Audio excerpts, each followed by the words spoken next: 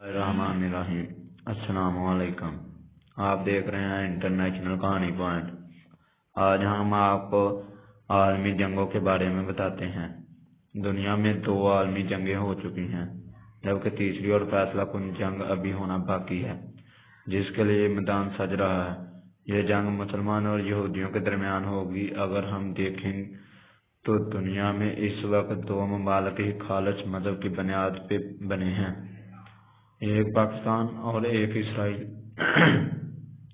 پاکستان اسلام کے نظریے پہ بنا اور اسرائیل کا قیام یہودیت کے نظریے پہ بنا۔ آپ خود غور کریں کہ دونوں ممالک ایک دوسرے کے بدترین دشمن ہیں۔ یہ بات الگ اور قابل غور ہے کہ پاکستان اور اسرائیل کبھی آمنے سامنے نہیں لڑے۔ اسرائیل صرف ایک بار پاکستان سے پٹ چکا، تب سے اب تک ان کے دلوں میں پاکستان کا خوف موجود ہے۔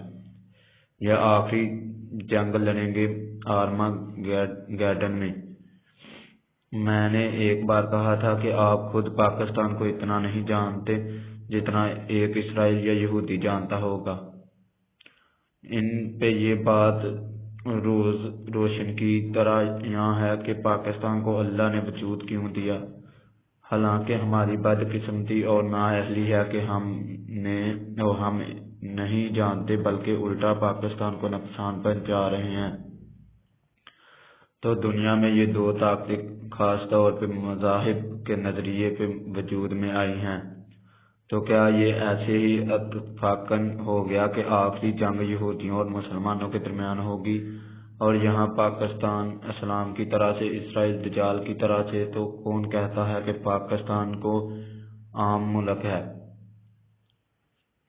کون اس کی عظمت سے انکار کر سکتا ہے؟ میں آپ کو بتاتا ہوں کہ کیا ہے پاکستان جس کو بنانے والے بھی چنے ہوئے، جس کے بننے کا دن بھی چنا ہوا، جس کا جھنڈا چنا ہوا، جس کے بننے کا مقام بھی چنا ہوا، جس کے بننے کا مقصد 1400 سال پہلے بتایا جا چکا، جس کی بنیاد مضبوط کرنے میں لاکھوں کلمہ گوؤں کا خالص خون، جس کی جنگ میں فرشتے لڑنے کو آئے، جس کو مٹانے والے خود مٹ جائیں، جس کے بچانے والے جنت میں اعلیٰ مقام کی بشارتیں پائیں، جس کے ایک حصہ ٹوٹنے پہ اللہ کے پیارے حبیب صلی اللہ علیہ وآلہ وسلم افسردہ ہو جائیں، جس کے بننے سے 1400 سال پہلے پیارے نبی صلی اللہ علیہ وآلہ وسلم کو مشرق سے ٹھنڈی ہوائیں آئیں، جس سے اللہ اپنی عظیم کار کی حفاظت کا کام لیں۔ دنیا کی پہلی اسلامی مملکت جسے اللہ ایک بہترین ایٹمی طاقت بنائے، دنیا کے بہترین خفیہ ایجنسی ISI، دنیا کے بہترین کمانڈوز، دنیا کے بہترین افواج، دنیا کا بہترین جنگی اور دفاعی نظام، دنیا میں محل وقوع ایسا دیا۔